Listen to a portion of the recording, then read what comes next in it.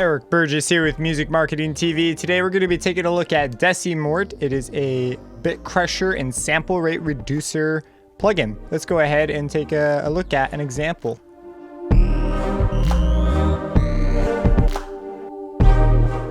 All right, so here we are. I've got this beat and I used it on the bass. So it's this guy down here. And let me just go ahead and play it for you. And then I'm going to talk about some things you can do with Bitcrushers and sample rate reduction algorithms that are pretty cool.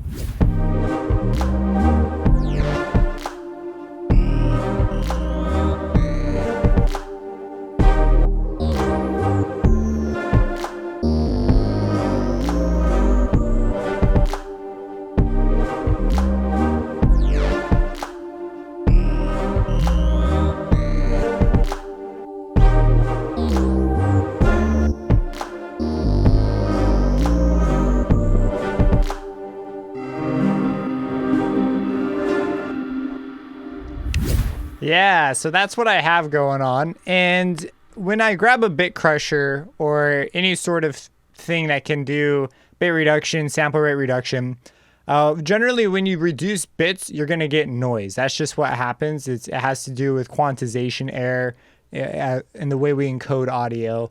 So that's basically what happens when we mess with the bit reduction.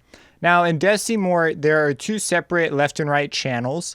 And you can actually treat them separately, but I've got them linked right now, so they are linked together.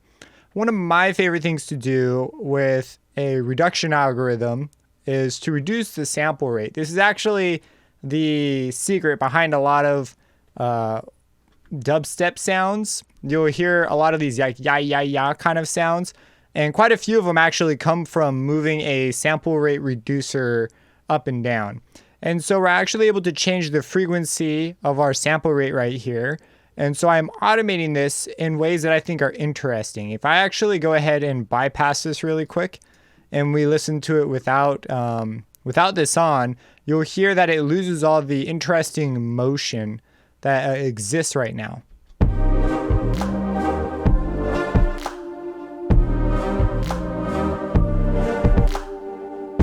Now let's contrast that with it on.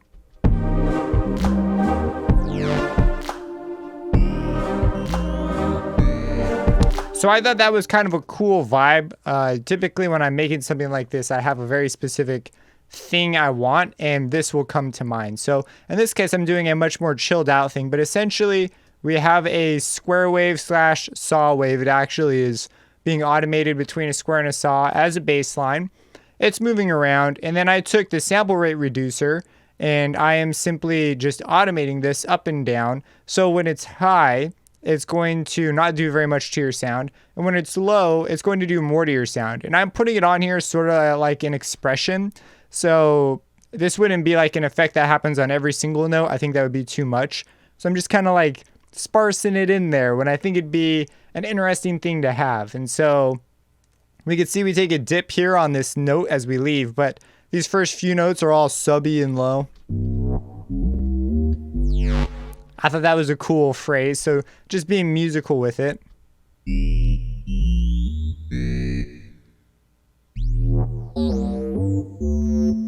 So that's what's going on there, but there's actually something I'm actually following it up with. So when you do something that involves adding frequencies, essentially is what we're doing here. We're bringing in some additional high stuff that is a result of aliasing from our frequency reduction.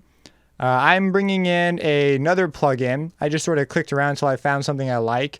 That's basically a chorusy kind of a thing. And the reason I chose to do a chorusy kind of a thing and not an EQ is because I liked the high end. It was just really, really bright. So I decided to chorus it out. And it's actually been mixed out on the plugin, and I even mixed it out a bit further just to sort of get it sitting just right. But if I take this off, you'll hear how much brighter it actually is. Like that to me is just, it just stuck out too much. So I went ahead, tossed that in as a layer.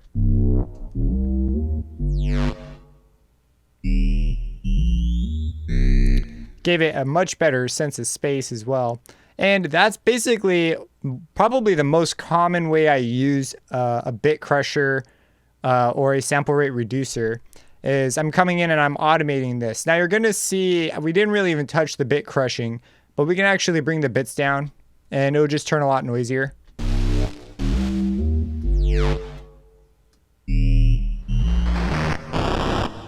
So that actually can be this can be cool to automate as well. It's just, in this case, I knew pretty specifically I only wanted the sample rate reduction. There's also a pretty sweet filter right after it, and you can put it in post or pre that you can use to tune out some of that high stuff if that's not what you want, but you like what it's doing to the rest of your sound. But yeah, that is a very common use. If you use it to make something cool, by all means, put a link down below. I'd love to check it out. Subscribe and hit that bell icon for future videos, and have a blessed day.